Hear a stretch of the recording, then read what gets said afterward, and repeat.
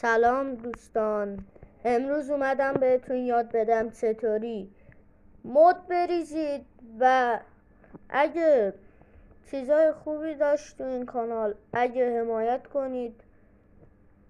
بهتون لینک این کانال رو میذارم، مدای خیلی خوبی میذاره. مثلا اینجا می نویسم کندن خاک، ببینید مد چی میاره، کندن خاک. این حالا دیلسیه، نگاه کن نوشته کندن خاک. مد وقتی که خاک میکنید بهتون آیتم اوپی میده.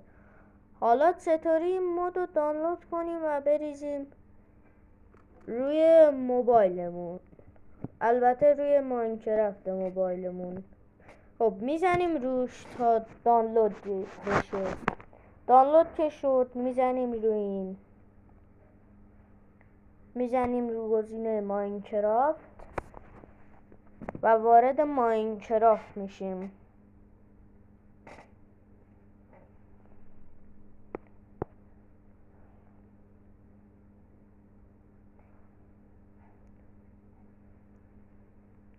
یه چند لحظه وای میستیم تا بیاره کامل.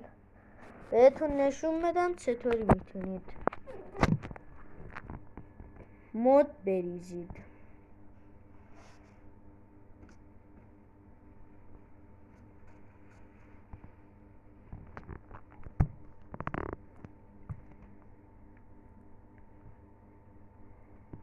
خب اینجا گریت نیو رو میزنید، گریت نیو ورلد.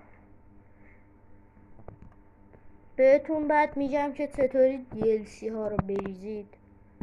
من حالا اینو سروایول میذارم برم بکنم بهتون نشون بدم. اینجا درت دراپ اوپی لوت رو میزنم و بعد وارد ماینکرافت میشم.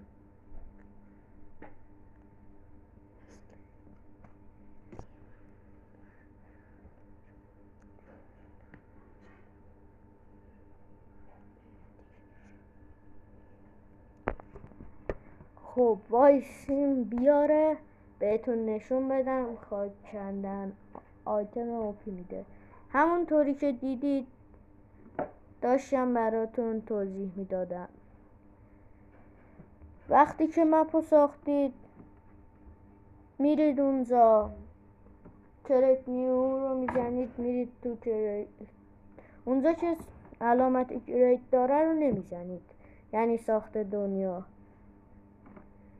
بذاش میایید پایین، دکمه یا مداتون ریخته تو بیهیور پک یا مداتون ریخته تو ریسورس پک. مثلا این الان تو بیهیور پک بود، یعنی تو ریسورس پک نبود. ولی الان بخواید مثلا شیدر یا مد گرافیکی بریزید تو ریسورس پکه. خب حالا نگاه کنید، من الان میکنم خاک رو.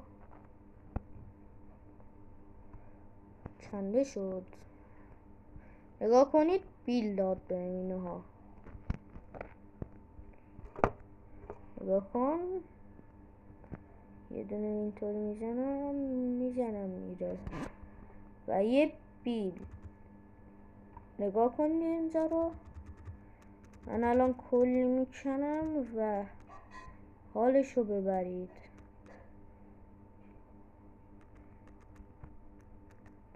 حالا بریم که DLC رو یاد بدم بهتون. راستی یادم رفتش. نگاه کنید بعضی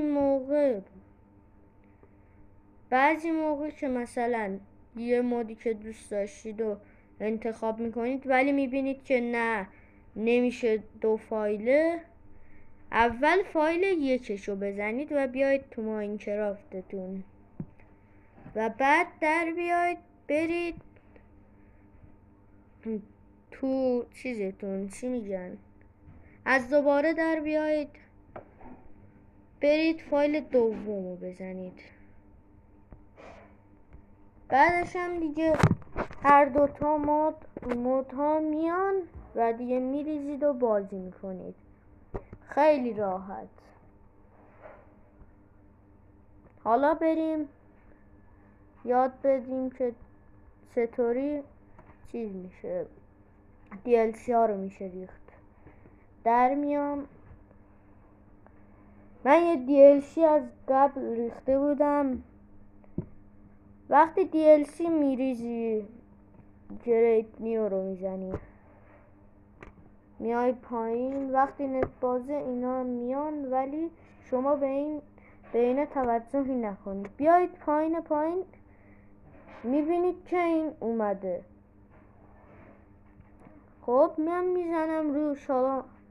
حال ندارم دیگه گیم پلیشو بهتون نشون بدم. حالا اینجا مثلا میخوای مود کنی بازی رو ولی نمیذاره. اینجا آنلاک ستینگ رو میزنی، آنلاک آنوای، اینطوری میتونی مود کنی. خب حالا که فهمیدید، امیدوارم از این ویدیو لذت برده باشید. تا ویدیو بعدی، خدا حافظ. لایک و ساب فراموش نشه.